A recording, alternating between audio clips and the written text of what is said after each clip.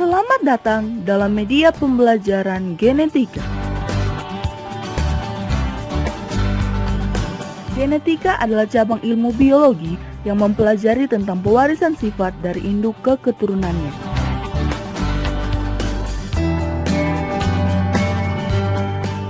Katak, ayam, buaya, ikan, kepiting, kucing, bahkan manusia, dan juga makhluk hidup lainnya memiliki ciri-ciri atau sifat yang sama dengan induk mereka masing-masing.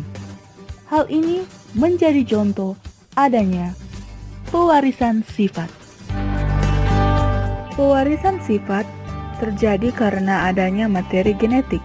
Nah, saat ini kita akan mempelajari tentang salah satu materi genetik yang berperan dalam pewarisan sifat, yaitu DNA atau deoksiribonukleik acid.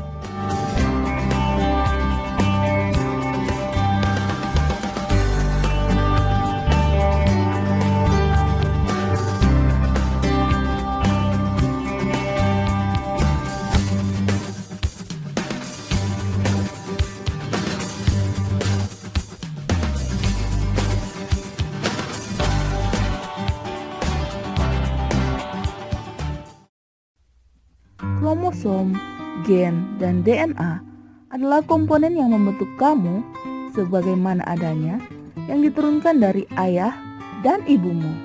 Ketiganya terdapat di dalam sel yang adalah unit dasar penyusun makhluk hidup. Ada banyak jenis sel, misalnya sel saraf, sel rambut, sel kulit.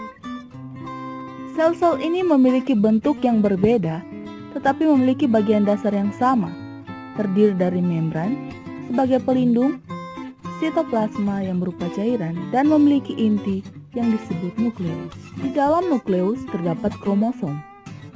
Pada manusia terdapat 23 pasang kromosom, yaitu 22 pasang autosom atau kromosom tubuh dan 1 pasang genosom atau kromosom seks. Pria dan wanita memiliki kromosom seks yang berbeda. Wanita memiliki kromosom seks XX, sedangkan pria XY. Untaian kromosom yang berlilit-lilit ternyata adalah DNA. DNA memiliki bentuk berpilin ganda atau double helix. Di dalam DNA terdapat 4 basa nitrogen, yaitu adenin, timin, guanin, dan sitosin. Bagian kecil dari DNA adalah gen. Gen berfungsi untuk membentuk protein berdasarkan urutan basa nitrogen. Urutan basa nitrogen pada DNA adalah untaian panjang dari sekuens gen, sehingga terbentuk berbagai protein yang berbeda bentuk dan fungsi. Jadi, di dalam sel terdapat kromosom yang merupakan kumpulan dari DNA dan bagian kecil dari DNA adalah gen.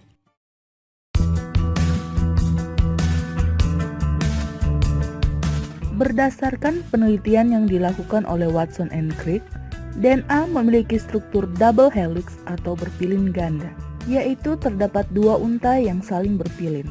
2 untaian DNA ini tersusun atas nukleotida-nukleotida yang saling berikatan. 1 nukleotida terdiri dari gula deoksiribosa, fosfat, dan salah satu basa nitrogen. Bagian tepi untai DNA dibentuk melalui ikatan antara gula deoksiribosa dan fosfat. Basa nitrogen terdiri dari sitosin, timin, adenin, dan guanin. Sitosin dan guanin diikat oleh 3 ikatan hidrogen, sedangkan timin dan adenin diikat oleh 2 ikatan hidrogen. 2 untai DNA ini selalu memiliki arah yang berlawanan, yaitu ujung 5 dan ujung 3. Salah satu untai DNA memiliki arah 5 ke 3, maka pasangannya memiliki arah 3 ke 5. Hal ini disebut antiparalel. Dari ikatan nukleotida-nukleotida tadi, maka terbentuklah DNA.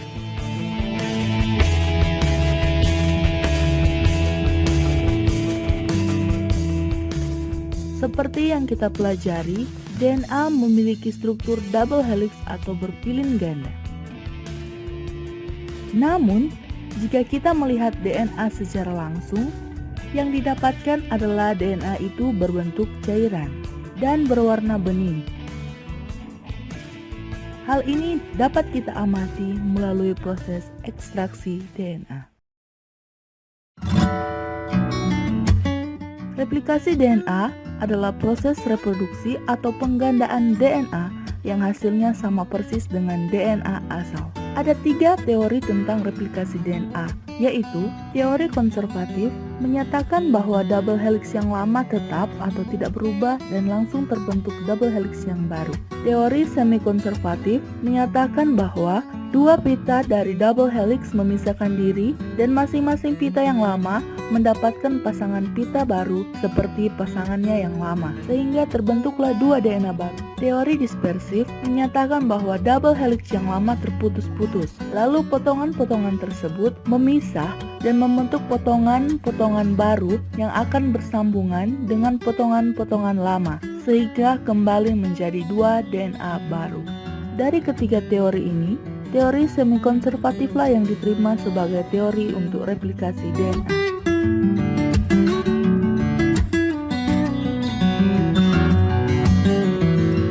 Proses replikasi diawali dengan pemisahan untai DNA oleh bantuan enzim helikase, sehingga terbentuklah garpu replikasi.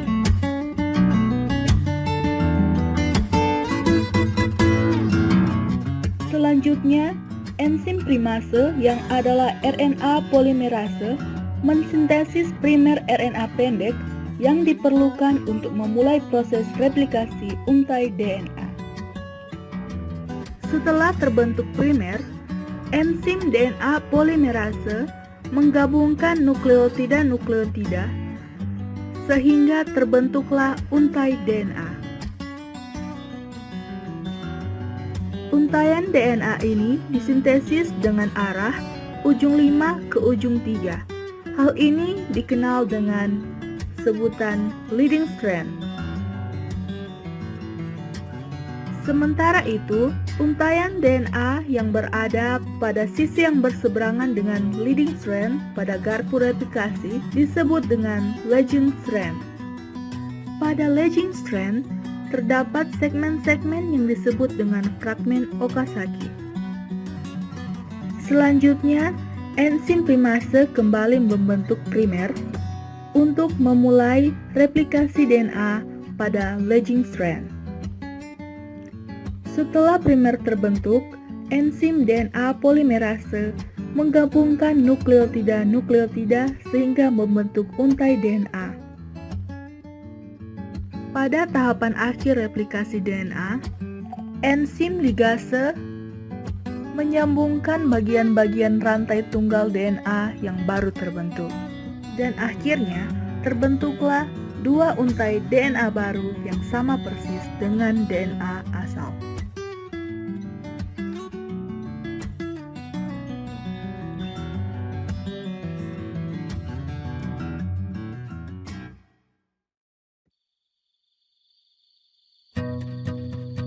Analisis DNA.